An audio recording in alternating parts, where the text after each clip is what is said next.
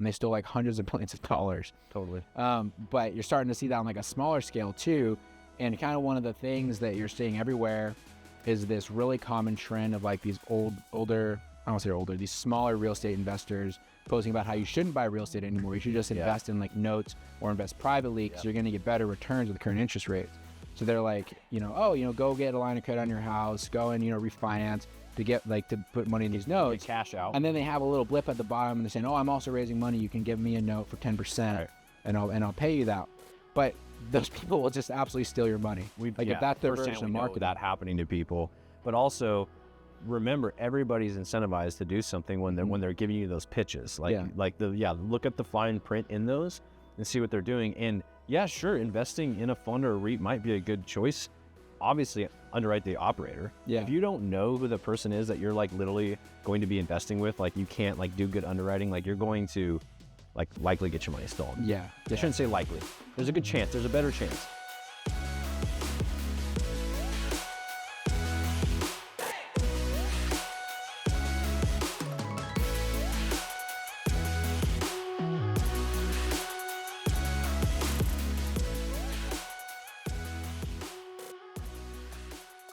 What is going on, guys? Welcome to today's episode of the Collecting Keys Real Estate Investing Podcast.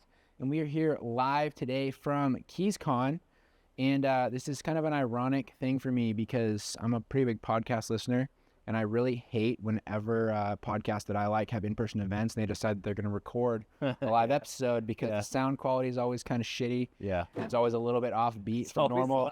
They always have the camera guy almost knocking the TV off the wall behind. Love it. But so, I figured we might as well do the same thing because that's what you're supposed to do. It means you're a real podcaster. It means this way. Means you're a real podcaster. Yeah, exactly. When we're sitting here while the camera guy's running around and we're just screwing around on our phone drinking high noons. And trying to adjust lighting and all that kind of crap. It's never right. Yeah. So, but we're down here in Scottsdale for our first ever KeysCon event, which you might have heard us talk about a little bit on different episodes. So with this, what we did is we had 15 members of our Instant Investor program coming down here to do a 2-day event where they are doing a big deep dive into their business. We're doing basically a mastermind combined with like a boot camp, I guess.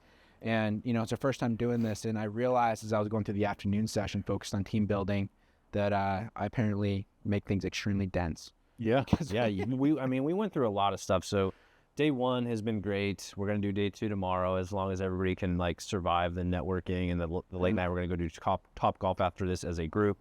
But like, I feel like the engagement regardless, the minute everybody got on the ground has been like zoned in. So even though it's dense, everybody's like really enjoying the content and then like able to, the cool thing about this group is I'll say you can tell that most of them can apply it right when they get back. It's not irrelevant content, but also they're ready to consume it. Yeah. I mean, and the thing is too, whenever you join groups like the Instant Investor program or different, coaching programs, mentorship groups, whatever they are, the connections that you make are the real value outside of just like working with the coaches or whatever. Yeah. It's actually been really fun here because a lot of these guys, they've met each other on Zoom calls and different things, but they never met face to face. And you can already tell, even though a lot of these dudes met each other the first time, like just yesterday, there's like some really solid friendships. Forming connections. And looking back at just like some of the best connections that we have, in the real estate community, and also just as like on a personal level. Some of my best friends that I've met at real estate events, just like KeysCon here, that I would call some of my best friends, like period. People you can trust, that you like. Yeah. And they're like-minded just with life and kind of what they want to do. So it's really fun to be able to bring that to a lot of our members. The interesting thing too, I think about anytime you're in like a group setting and you're with like people that are at the same point of where you're at. And let's be honest, as a business owner, like sometimes you're suffering. Mm-hmm. So you have this like shared suffering and you get through it together, and like the bond you get from that is like 10x of what you can get from any relationship in the same amount of period of time, right? Yeah. I'm like something that most people just can't relate to. Absolutely. But as an entrepreneur, when they say like entrepreneurship is lonely, it's really, it's not necessarily that you don't have friends. It's just that people don't necessarily understand. They don't understand the same challenges. Yeah. So the point of going to a mastermind is that you find new people. This isn't a conference like you're going to go get at your day job, right? This isn't where you go and look at vendors and get free stress balls. Yeah. This is where you meet. This is where you meet people that are doing what you're doing and doing what you want to do at different levels and degrees, and you all like learn from each other. Yeah. And because of that, like the relationships that you carry on, like I've noticed that from these types of masterminds, I'm like way more likely to talk to the people afterwards because either they reach out to me or I reach out to them for a specific reason, but also like it's just, you just enjoy it. Yeah, right. And you have that person that like, kind of like with our partnership, like when you're in the like the trough, you have somebody to talk to and be like, man, should we keep doing this? Yeah. You know? Yeah, right. And ideally that your partner is at the height of the trough. They're not at the bottom with you. So you pull each other up and down as you go. Yeah. Yeah. It's funny compared to like a corporate event. I think back when I was at Boeing, I remember going to this, it was like whatever aerospace event up in Seattle, and they sent a bunch of people up to it, and literally everyone there was part of different corporate machines. And their intention was they wanted to be something like this, where you're going to like make connections and come back. And I remember literally everyone there, no one even talked to each other. When they had lunch became available, it was like Disneyland, dude. Like they like opened like a little cafeteria and everyone like went sprinting in there to get their free lunch. Get their meatballs. Yeah, and then everyone just went home afterwards. Oh, right? I was like, what a giant waste of freaking time. Did they get their stress balls? Yeah, they did. Swag? Exactly. Yeah, they had like pads? the mouse pads, the stress balls, like those, you know, the T-shirt for whatever electronics company that you don't care about. Like for some reason you take and then you pretend you're gonna use it as a gym shirt, but you don't. No, I think some of the shills though, they do wear them. Like that's their normal shirt. That's true. You know what I mean? They start wearing them to like casual Monday or whatever. Yeah. With their jeans. Yeah. So, anyways, if you guys are interested in coming to KeysCon, go and check out collectingkeys.com and check out our instant investor program, and then maybe you can come to the next one. We're planning to make this an annual thing moving forward. So, yeah. Let's talk about real estate though. Yeah, real estate. Yeah. 31% of millionaires feel poor. 31% of millionaires. Yeah. So wait. You said that like right before we got on here. So where did you read that? I don't want to quote it. I think it was like CNBC. I just saw it on my feed. So I don't want to quote that. You know, it's just like so you don't know that they actually like surveyed a rich district of like New York City. So of course they feel poor. Exactly. But I think it just speaks to where we're at in the market. I mean, we talk about this all the time with like interest rates. Inflation's obviously affecting that. Yeah. So things are becoming more and more challenging for people to acquire properties. Yeah. And cash flow is tough to come by. If you have money like wealth through real estate, like $1 million, be a millionaire or more, it's locked in there. You don't feel like you can do anything with it. So yeah, everybody's in a tight spot right now. Yeah, well, I think one of the biggest things that people tend to not realize is that, you know, being a millionaire can happen on paper. Doesn't necessarily mean that you like have $1 million you can just spend on stuff. True. Because like $1 million in cash isn't really a lot of money. I mean, $1 million on paper these days is not. I mean, just looking around like here in Scottsdale, we were driving around looking at Zillow. We were driving to the Airbnb, and like every single house that we were passing was worth like $3 or $4 million. Exactly. Right? It's like every single one of those people obviously is wealthy to be able to afford that. But I guarantee you there's a whole generation of people probably bought these houses when they were like, you know, a couple $100,000 and are now multimillionaires just by circumstance. Yeah, absolutely. Right. But most of these people probably don't have seven-figure incomes, even multi-six-figure incomes. Totally. Yeah, it's just like the STR bros that bought a house in the Smokies. That's a nickname, right? STR bros. The STR bros that bought a house in the Smokies and now they're a millionaire, and then they think that they are big-time real estate investors and they're trying to figure shit out, but they can't, because it's like, man, like you bought a house and all your wealth is locked up, and that doesn't mean you can do anything with it. They never built the skill set to get to the next level. They just kind of timed it, like luck of timing. Yeah. I mean, I don't know. It has its own value because it allows you to use leverage, right? It allows you to have some sort of financial security. Right now? I think is huge. Yeah. I mean, you can still use leverage if you want to. You get a line of credit. It's not. I guess you could. I mean, some people can, some people can't. I mean, like, I think the biggest thing with all that, if you have that equity wealth, but you're not trying to do anything with it, it doesn't really mean anything. Sure. Yeah. And I guess my point would be is like, they don't have the skill set to do that. They're not going to get creative because they might not know how to go get a line of credit. Yeah. Like in a real way. Well, they probably don't have a need to. You can be like my neighbors at my current house before they got separated. Their whole thing, you know, they like, I know they went and got a line of credit. They went and bought a boat. They like finished their basement with like all this outrageous stuff, and they ended up selling their house, what I'm pretty sure was a loss because they were so hyper leveraged. Well, yeah, because they didn't use the line of credit to get an asset. Like you and I use our line of credits to acquire assets and to continue to invest in real estate. That's the only reason they're there, right? Yeah. And you set them up as a line of credit as a short-term credit to be able to do something and then back out of it and reuse that money, repurpose it somewhere else. Because like taking like true equity out of your property right now is just next to impossible. It's so hard, and you're not going to want to do that anyways at the interest rates, because if you're using your cash flow to own that property, your cash flow is probably going to go away if you underwrote the deal like 3%, 4%, 5%. Yeah, right. Yeah, that's true. Honestly, the biggest concern I have is people that are doing stuff like that and trying to put it into passive investments. Right now, because there's such, you know, we've talked about this. If you guys listened to last week's episode, we really dove into some of the crazy scams that we've been seeing go on. Oh, yeah. Like that was the whole Croft and Frost thing, which actually has been really fun to listen to some of the guys here who are from that area and like know of that company. So if you guys didn't hear that, last week. Basically, there was this big accounting company. I was at this syndication company, all the other things, but they were doing taxes for these companies that do like tens of millions of dollars in revenue. And those companies paid the CPA firm their tax amount so they could go and pay the IRS. And they basically just said, like, you know what, we're just not going to pay their taxes for them. We're just going to steal all that money. And they stole like hundreds of millions of dollars. Totally. But you're starting to see that on like a smaller scale too. And kind of one of the things that you're seeing everywhere is this really common trend of like these older, I don't say older, these smaller real estate investors posting about how you shouldn't buy real estate anymore. You should just invest in like notes or invest privately because you're going to get better returns with the current interest rates. So they're like, go get a line of credit on your house, go and, refinance to get like to put money in these notes. To get cash out. And then they have a little blip at the bottom and they're saying, oh, I'm also raising money. You can give me a note for 10% Right. and I'll pay you that. But those people will just absolutely steal your money. If that's their version of we marketing. know that happening to people. But also, remember, everybody's incentivized to do something when they're giving you those pitches. Look at the fine print in those and see what they're doing. And yeah, sure, investing in a fund or a REIT might be a good choice. Obviously, underwrite the operator. Yeah. If you don't know who the person is that you're like literally going to be investing with, like you can't like do good underwriting, like you're going to like likely get your money stolen. Yeah. I shouldn't say likely. There's a good chance. There's a better chance. Well, you and I have invested with other people.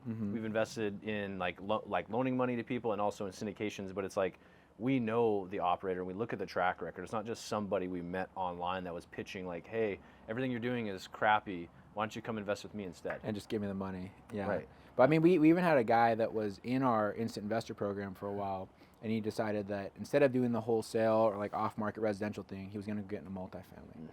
And I said, that's fine, not mutually aligned, whatever. He left.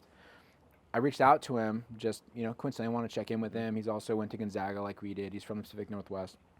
Asked him how he was doing. Found out the money that he was planning to use to build his residential company, his residential off-market company, he instead invested it in like a multifamily deal. And that dude has now, by all intents and purposes, stolen his money. Jeez. Right? Like hasn't gotten any paid returns for it. It's past the deadline. It's supposed to come back. It was supposed to be kind of like a bridge loan. Right. And he's essentially been scammed from what it sounds like. So for various reasons, that person would start that scam, right? They either just started doing it now, or they're running a Ponzi scheme and they needed money to pay off previous investors. Well, and I think the thing is, though, is like not even all these people are necessarily malicious. I think there's a lot of people who understand like the gist of real estate, or they probably had some success in 2021, and they're trying to ride that same momentum, but they don't know how to operate in an environment where there's 9% interest rates. And like, the exit strategy isn't as clear, or like the future isn't as clear as it was 2 years ago. They don't have the skill set to continue to operate. And like, that's the thing about real estate investing. It's a long-term game. And if you can't stay active long-term and learn the skill sets to stay active in all the markets, you're not going to be successful. Like, it's okay to like not be active. If you just don't have that skill set, you're not willing to take the risk. But to be active just to try and do it, but not actually know how to do it, you're going to lose every time. Yeah, you know exactly. What I mean? And I just think it's super important to be cautious if you're somebody who has come on to like your current wealth position by happenstance, by having a bunch of properties in the Smokies, or by having a house in Scottsdale that suddenly quadrupled in value, or if you have like people in your family that fit that mold, that they just like kind of lucked out into that, and they're not, they haven't grown that by having a business or some sort of operation, that they protect that. Like if you have a business owner, you know how to make money, you have a little bit of the ability to sort of deal with that and shield yourself from the risks. But a lot of people aren't in that situation. So that reminds me of like this idea, the conversation of all these people, like the Frost and Croft and Frost, or whatever the hell their names were, who cares? Sounds like a 80s band. Right, exactly. Seriously, dude. Like, and they kind of look like they should be an 80s band. Especially that one guy. He's He's super weird. Freaking slimy. And also, again, Judge go a book by its look, cover, go by the look way. at It's the cover. okay. When your CPA opens up with his PDF that talks about how he's worth $700 million and he's going to be worth $1 billion in the next year, that guy will steal your money. Totally. Yeah, especially a guy that's like handling other people's money. Yeah, right. What I wanted to make the point though, so we're going to see like we're seeing those things blow up, right? Those Ponzi schemes, those issues, because the market's going down, they're getting desperate. They're getting desperate. But the other thing, when you talked about people saying, "Hey, invest in my fund," like don't invest in real estate right now, it sucks, but invest in me and invest in my fund. There's a lot of that going on. And then there's people that are well-known people, like you and I know, everybody knows, they're on the big shows, they do the big shows, that are failing to perform, and they're continuing to sell themselves, sell their funds, sell their syndications, and sell the invest with me stuff. Yeah. Which is more interesting because people are like, I trust you. You're associated with a brand, or you have a really strong brand. And in the past, you've done well, but you're not doing well right now, but they're not disclosing that. Yeah. Right. And Well- so people are investing with them and taking a risk for potentially no or 3 to 4% returns. Yeah, or they'll even just do like kind of weird stuff that isn't necessarily aligned in the pitch that they sold to their investors. Sure. So I heard one story.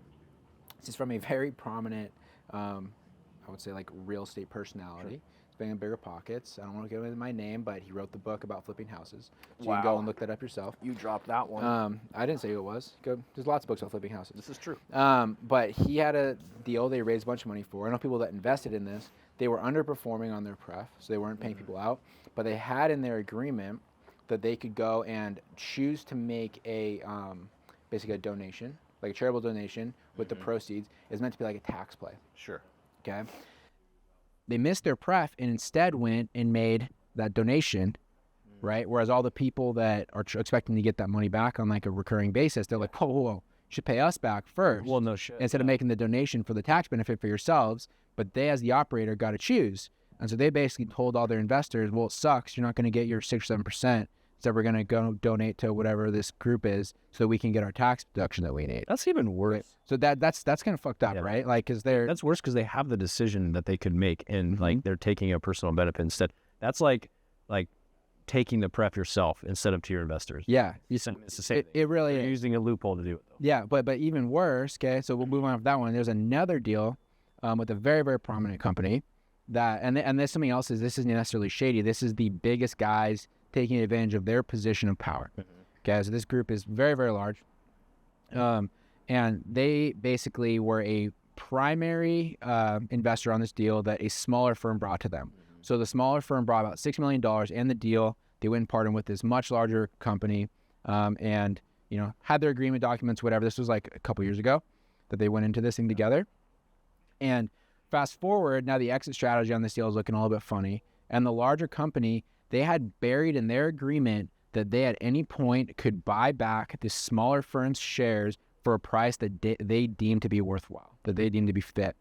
And so this was a couple weeks ago, okay? The smaller company got basically a letter that said, hey, so that $6 million investment that you made, we've now deemed that's only worth $10, so we're buying that from you for $10. So here you go. And they basically just... There goes $6 million. $6 million, right? And I don't know what the full story is with that. Yeah. That probably, I would guess that the exit on the property no longer makes sense.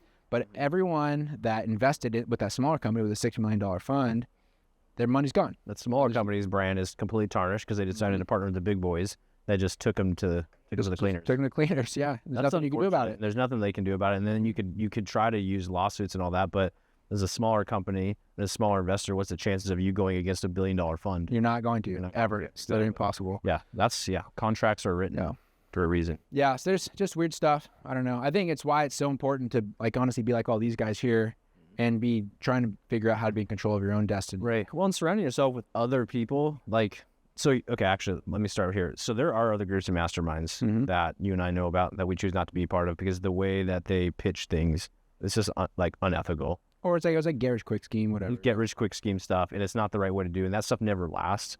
And when you're with those types of people, you're likely going to you're going to last as long as that guru lasts. Yeah. Right? And so with the folks, when you find a group, like I feel like our group is, of high value, high ethical people that want to do things the right way and want to be in the game long term, you're going to win like so much more because you have this support system around you. Yeah. That's the thing, because if you're in a get rich quick scheme, people don't give a shit about you. No. Like when you're in those masterminds that are like that, they don't care about you. They're there for themselves. These people are like, and even if you show up here selfishly, like we all do to a group, like, hey, I want to be better, you quickly realize like, oh, the dynamic here is like, I give, the more I give, the more I get. And it's just, I don't know. I think people overlook that when they're choosing what group to be part of. Yeah, well, I think that exists because it's kind of like a natural thing. You know, most people, if they're not sociopaths, if you do give them something, they feel obligated to give something. There are some Right. sociopaths. There are, yeah. They exist everywhere. You can't escape that. But What do the names rhyme with that we would know? You're dropping big people out here. I didn't say anyone's name. I guess you didn't. Sorry. So, right. but no, it's just interesting to see as a whole. But our business, what's our business as a whole doing right now, though? Like our personal business. It's been a really interesting week for us because we're here at this event, and this is the first time that we have been away, and also our two main like operators are away as well. So like the sales team and everyone is kind of fully autonomous right now. Yeah.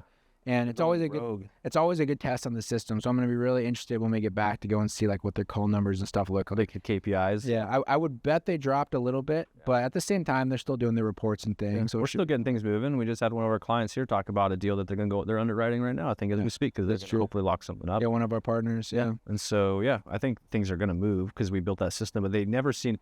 We're still at that point, even though with our big team, like things still maybe slow down a little bit, right? And you can let the train go for a little bit longer than it used to. Remember, I mean, like there used to be like if we were both gone, like there was nothing that happened. I know, right? Problem. And that's a failure on our part, but also just the maturity of your business, right? You can't start a business and then all of a sudden be at the point to where you can delegate everything and it works well. At least our train runs for a little bit longer now. Yeah, right. I mean, and like there is a level of when you start to reach some scale where you can bring in people that are more A players that it looks like a more mature business. Sure. Because that's something that we really struggle with. I think a lot of new operators struggle with is when you first start bringing in staff members, they kind of like work for you, right? And like I remember even our very first employee, she would literally tell us, like, "Oh, I work for these two guys." I was like, "Well, no, you technically work for a company, but like it felt like you work for these two guys, especially because we outnumbered her, right?" Yeah. But when you start to have a large enough team, then there's much more like a natural company dynamic. For sure. So people feel more inclined to do their job. Right. So there's not like a gig where they just work for something. Well, yeah, and then they have responsibility to each other at some point, right? They say things, when you have like, I guess, peers in your company that also rely on you for success, then you feel that obligated. So if the boss isn't there, then it's like, okay, maybe I want to do it for you. Like you're saying, there's like a give take in a normal human that's not a sociopath. Yeah, right. Yeah. So like, at least you hope so. At least you hope so. But But also, like as a business owner, you set the culture, and we were talking about that earlier today here with these guys. Like you have the responsibility as the owner to set that culture, and whatever you have a culture regardless, and you are responsible for. Like if you let it just get created into this like really crappy, painful place to work, that's what it's going to be. Exactly. If you want it to be a certain way, which I think most people, I know everybody here is like this, but most people that start their own business and like have employees, like they want to do it because they're either running from something or they want to create their own thing, and they don't subscribe to whatever culture is at, company X, Y, or Z, you know what I mean?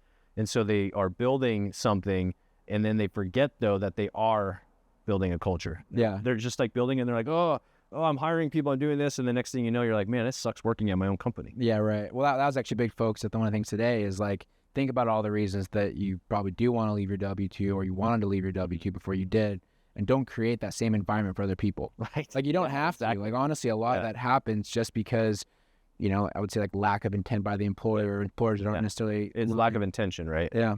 A culture doesn't build itself. Mm-hmm. Well, I guess it kind of does. A bad culture builds itself. Yeah. But like without intention, you can't build the culture you want. Yeah, that's very true. Yeah. And then when it comes to like larger companies though, that have been around for like legacy companies, that sort of like dies when the original founder leaves. Right. But the original intent of it. Exactly. But everyone starting a smaller business, you can drag that out for probably the length of time that you want to run the business. Totally. Honestly. So, but it's one of those things that like, it varies so much, like what it needs to look like for everybody, and like not everyone, like if you are going to be like a really small shop, you need to understand that if you are going to go to things like this or go other places, things will slow down a lot more. But I also think that like that phase of business where it's like you and like, 1 to 5 employees is probably the hardest phase because you have no redundancy, you have no backup plan. It's tough, but it's also inevitable. I shouldn't say you don't, but many times you don't have the revenue to build in the redundancy, to build in the business continuity, to build in the safety mechanisms, because every person is a key employee in your business at that point. But that reminds me too of like, as you build your business, you tend to have a key employee, right? Or you want to have a key employee, you need a key employee. And for some people, that's like an executive assistant. For that, one of our key employees is here. Yeah. So, he's participating as well. And so like, I think without that at some point in time, like you just get kind of like put in the grinder as the owner because you become the only key employee and people rely only on you. And so as you build your business, think about like, when I'm hiring a person, what am I doing for them to create their like own path to be like key in their role? Yeah. Because otherwise, like if you become the most important person in every role, guess what?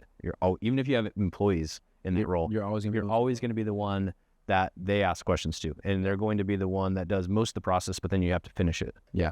And that same thing can go whether you're trying to wholesale, you're trying to flip, you have rental properties, whatever you're trying to do. I mean, you had a good test because we finished up a reno actually today, Yeah. This morning on one of our properties that we bought. Yeah, photographer was there at noon today. Yeah, and he said that our contractor asked if you wanted to walk it. And it's funny, you told me that, and I could see in your eyes that it really bothered you that you weren't going to. I was like, I need to walk this thing. Yeah. Like, so why? So you can like make sure they did the right shade of alabaster white. Exactly, right? Like, and we know our systems on that so well at this point. Like, I walked the property with him. I told him exactly what to do. I trust him. I know the work he's doing. And so I know if I said, hey, here's the carpet I asked you to put, that the carpet went down.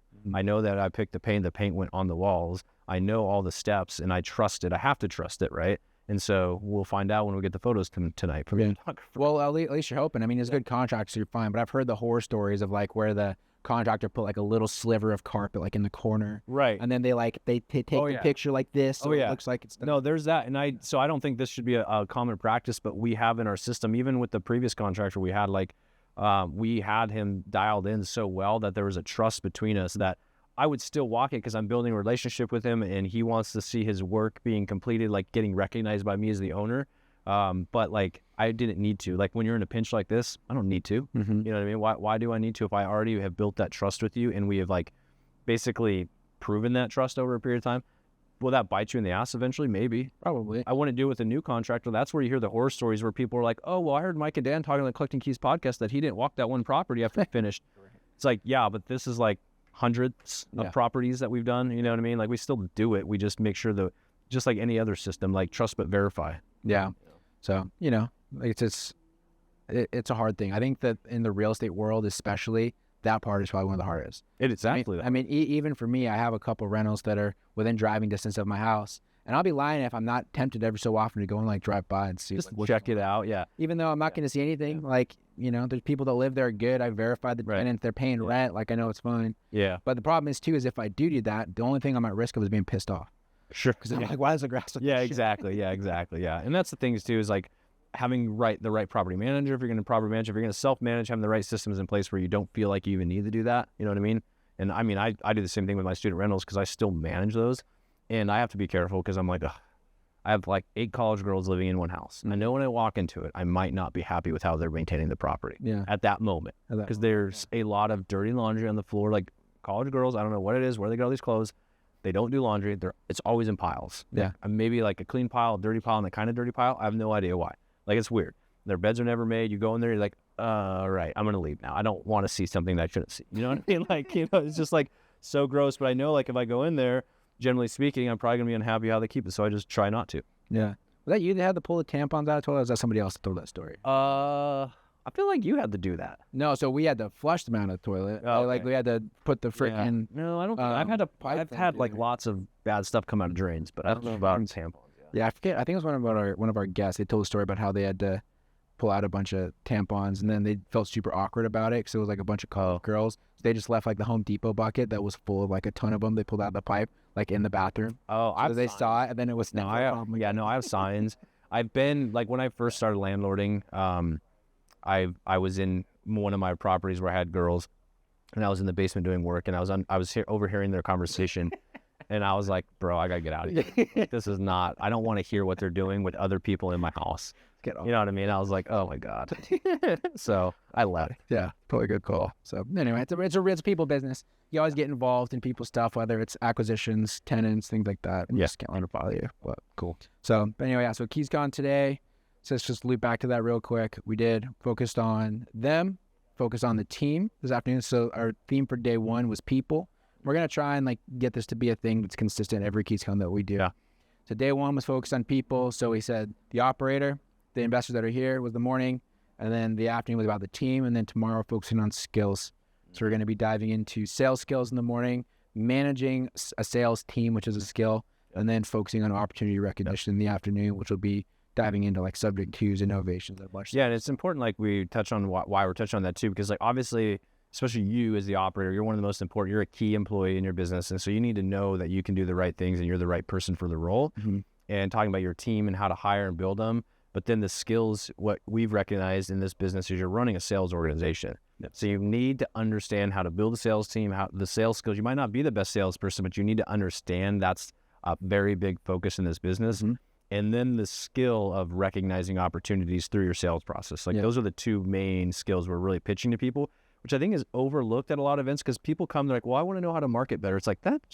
We can teach you that on a video, like a Loom video. Like that's not what we're trying to do here. There's a lot of other skills like learning how to flip houses and rehab. Like go to a rehab flipping boot camp or watch YouTube. It's all the same. Yeah. This nuanced and the most difficult, challenging approach that nobody else wants to talk about is what we're talking about tomorrow and what we talked about today. Yeah, and the sales part, honestly, is the most important part of any business, especially this business, because so few people are willing to do it. Absolutely. And as a real estate investor, if you can control the pipeline, whether it's for yourself or for other people as a wholesaler, you're instantly the coolest person in the room. Totally. Right? And you can make a hell of a lot of money because you control the number one thing that everyone wants, which is opportunity. Totally. Yep. Right? So I'm super excited for it. It's going to be really fun, too. So a lot of these guys don't know. You might hear me. There's a couple in the background. That a lot of them are going to be making sales calls with each other tomorrow. We're doing a new game called Sales Roulette that I invented 2 days ago, and it's going to be awesome. I'm super, super excited because some of these guys have been adamant to remove themselves from sales, but I still believe if you're going to manage a sales staff, you need to be able to make sales calls yourself a little bit. So for sure, it'd be cool. But anyways, anything else? No, man. No? Cool. Out of here. Right on, guys. Well, thanks so much for watching this episode. We really appreciate you all. And if you want to come to KeysCon next year, you should go to collectingkeys.com and check out our Instant Investor Program. Sign up for that, and you can qualify to come to the event that we'll be doing next summer. Besides that, guys, please share this with anyone who might find this interesting, might be entertained by real estate, talking about business, or just listening to two guys talk about whatever else we feel like. And we appreciate it. So thanks, everyone. We'll talk to you next week. See y'all.